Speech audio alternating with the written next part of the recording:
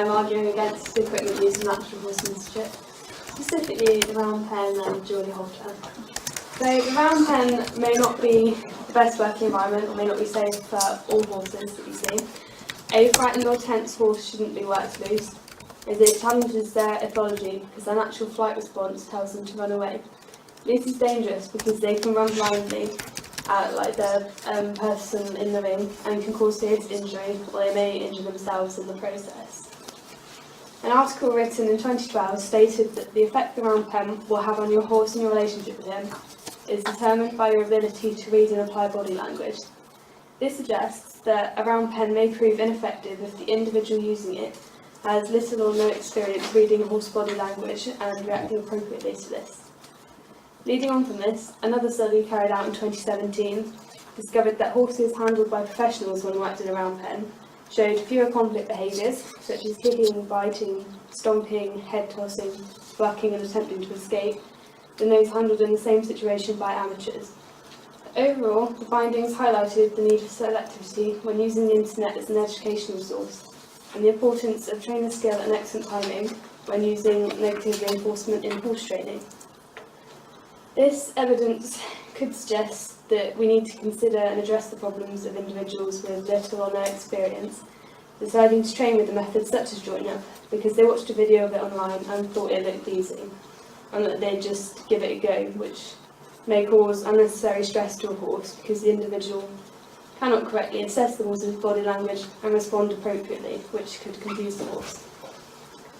So a popular online video showed a remote control car completing join up, supposedly, with a horse, demonstrating that when a predator shows aggression and chases a horse, it will submit and come into when the pressure is taken off.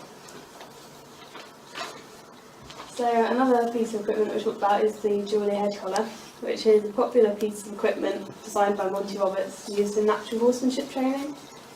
So natural horsemanship practices are supposedly gentle techniques, and why is this jewellery halter needed in the first place? It's designed to apply more pressure on the nose than your standard head collar. I question why it's a popular tool for individuals that preach gentle techniques.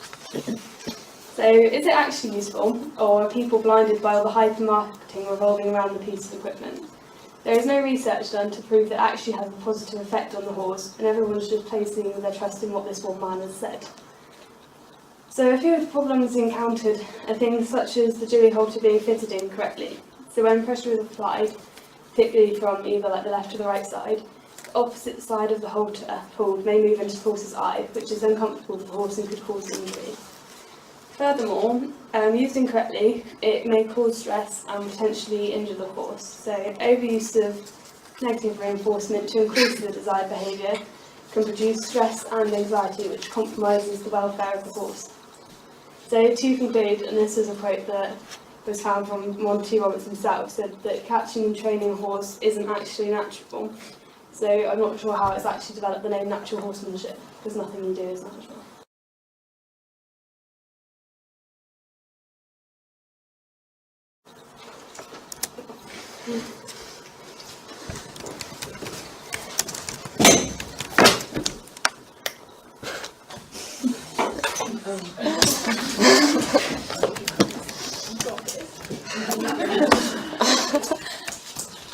Hello, I'm Sasha and I'm presenting our report. It was brought up in the introduction that classical training harmonises with the horse and serves their welfare. However, the use of complex bits, bridles and spurs contradict this. These pieces of equipment give the horses no options other than to submit. Lunging on a 20-metre circle is effectively the same thing as a round pen. In fact, more equipment is used in lunging, such as a lunge cavesson, bit, complicated training aids, whip and lunge line. All this equipment does not give the horse freedom of choice and allow flight or fight instinct when the round pen does. Traditional horsemanship also uses round pens, however they are marketed as lunging pens. Also, the point made about jewellery halters, pressure release works very quickly on the jewellery halter. The biological structure of the horse's face includes several blood vessels and nerves running underneath areas prone to high pressures from a tight noseband, such as the nasal bone, mandible and poll. Tight nosebands cause these sensitive areas to feel pain. Peak noseband pressure has been measured on dressage and show jumping horses, recording reduction in arterial blood flow, and this reduction has also been known to cause significant pain in human patients using tourniquets at the same pressure. Traditional methods have such a large variety of equipment to choose from, this can result in conflicting pressures. There are increasing concerns about the efficiency and welfare implications of such devices. Amateurs in the classical training world often use devices that cause pain, such as harsh bits, spurs and training aids, often by uneducated users. This can often be seen at amateur showing or competition levels. Look at stress behaviours produced by dressage horses. Negative behaviour signals such as eye rolling and pinned ears are commonly shown. These are both indicative of stress and or anxiety. We should consider the amount of young dressage horses that break down in Europe with an average lifespan of competing at 8 years old. This illustrates the throwaway attitude of traditional competition world. We have young dressage horses produced too fast, and on the continent, these flooded youngsters are sold to homes where they are rideable to the average competition recreational rider. Prize money is more important than horse welfare. The use of complicated gear, spurs, whips, bridles, and instructors under pressure to get results for their clients may suggest training aids which may not help the horses and give riders conflicting opinions on what to use to get the results they require. An example is the invention and the marketing of the belly band, which allows people to abuse their horses without any evidence of damage, such as hair loss, marks and bleeding. A report by French researchers indicated dressage and high school work creates higher levels of stress in horses. Scientists from the University of Rennes said it was well known that stress at work could cause negative effects in people such as anxiety and depression. Could the daily work to which many horses are exposed to result in similar effects? Such negative experiences linked to training can lead horses to switch off, becoming unresponsive and apathetic, the equine equivalent to work-related burnout in people. The very premise of all horse training has been based upon natural horsemanship values of working with the horse and not against them. Military training basis has been based on natural horsemanship and dates back to 430 to 354 BC. Classical training does not allow the horse the choice to work with us due to all the equipment used. An example is the Pessoa training aid, which forces the horse into an outline without any release of pressure.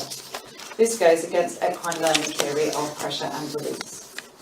Round pens are not used in classical training, however they do use lunging pens, which are essentially the same thing, just marketed differently. They do the same thing, they provide a confined area to work a horse, and instead of allowing freedom in this confined area, classical trainers still use the traditional lunging equipment to further confine the animal, giving them little or no choice in submitting to pressure. Increased heart rate and eye temperature are known physiological stress indicators. These responses have been seen to increase when pressure is increased, be it by equipment or the environment.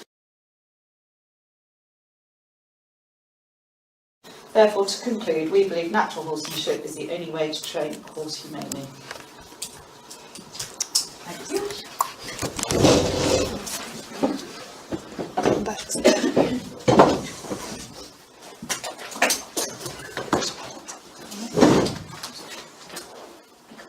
I'm Rebecca, and I'm going to conclude why natural horsemanship is not the only way to train horses.